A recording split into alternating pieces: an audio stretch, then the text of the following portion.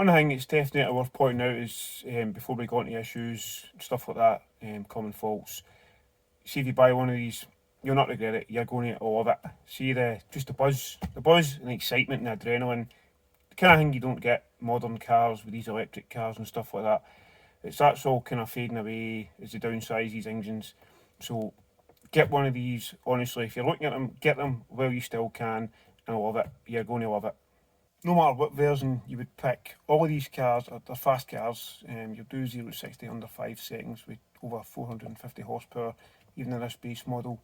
That gets quicker as the power goes up in the higher spec editions. You can also easily remap these because essentially these engines are detuned. Because you used the M156 engine in this car and a lot of other AMG cars that were more expensive, they detuned it so that the cheapest car wasn't the fastest car. Smart thinking, but for us it's good because it means if you get one of these, you can easily remap it, and you can be over 500 horsepower for a couple £100, not much money at all. The facelift version, a lot of people also say that it's a wee bit more forgiving in the suspension department. Being a AMG version and this car's on, you get 18-inch wheels as standard. This has got the optional 19s, and it's really low profile tyres, and they've got high tyre pressures, so this is kind of around 40 psi of pressure.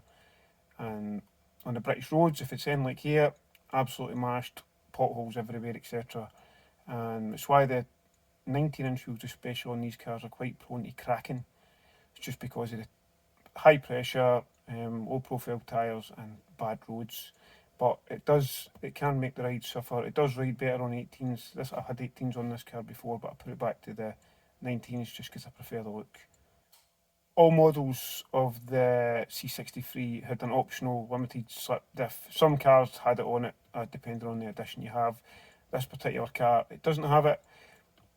It's quite a subjective argument. People tell you absolutely need an LSD if you want to have one of these cars. You must have it. It's like 100% cars are undrivable without it.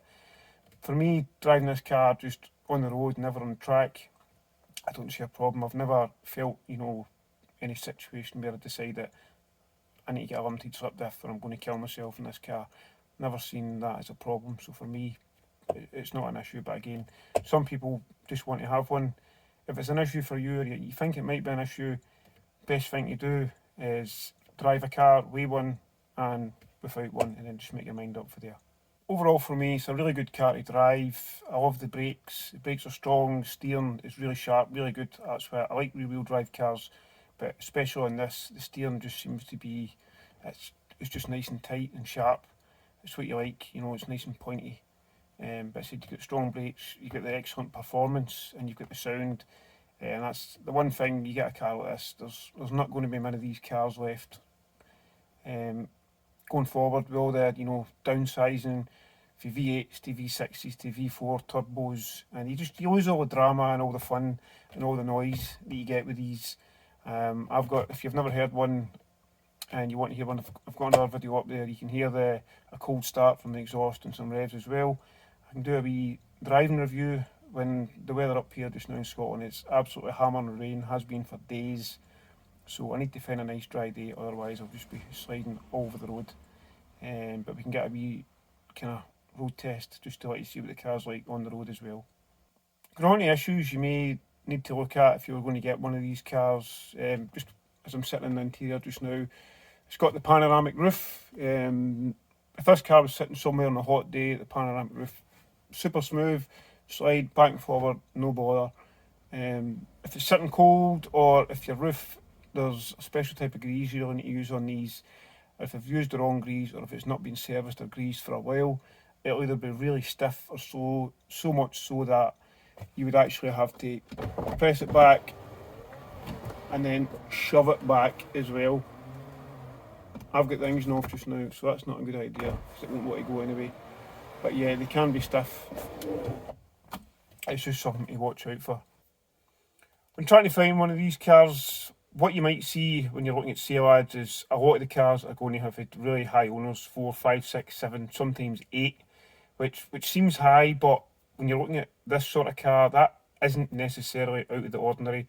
This car I've got had 5 owners before I had it, but what I look for And what I would always advise is look for a car that's been well serviced. That's your main thing. If you've got a car with full dealer history or a good independent Mercedes dealership history, that's the kind of thing you're looking for.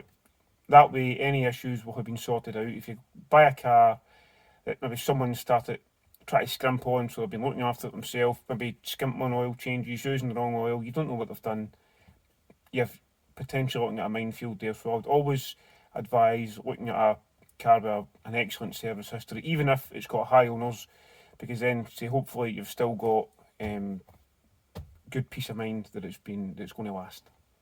Other things you'd want to look out for in this car, it's got a kind of electric movable steering wheel, and what can happen is it can actually stick in position. It should automatically move up and down when you're getting in and out the car. If it sticks in position and it's not actually moving up and down, there is a way you can get it moving. You need to kind of grab it, get a lot of force, and just give it a good pull. Just when I first got this car, I noticed the steering wheel didn't go up and down because somebody told me it should. And that's what you had to do. I just gave it a good tug and it moved, and after that I've never had to do it again. Other things you need to look out for, the parking brakes on these. It's, if you've never driven one or you're not used to Mercs, it's actually not a handbrake, it's a foot brake for parking. So press it in, that pulls on some cables in the back, pulls on the handbrake shoes, stops the car, stops it rolling, and you release it by a lever here. Now, just now my system was working perfect. Previously, just last winter, we had to change the handbrake shoes, and rear disc and pads would get done as well. But what we also found was when the handbrake shoes were getting changed, there's a couple of wee springs that hold them on, and they hold them on to the brake disc dust guards or dust shields. Now they're made of a really, really thin metal, and this car's in the UK, goes through some bad winters, a lot of salt on the roads.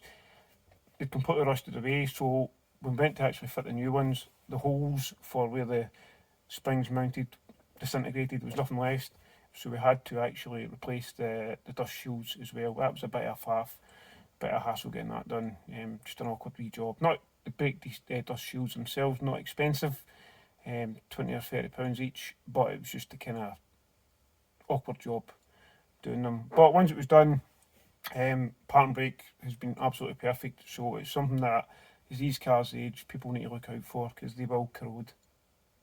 Other things, although the engine in these cars, the bottom end is absolutely rock solid, very, very, very strong engine.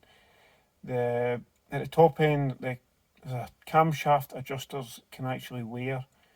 You've got a couple of these in the inlet and outlet, and it's just basically, there's plates inside, and there's a wee groove, and as they move over time, it just starts to eat away a wee bit into the groove. You can see there's videos and information online regarding this.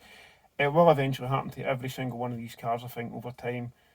It's not that big an issue because there's a lot of cars out there with well over 100,000 miles on the clock, still in the original camshaft adjusters, no issues.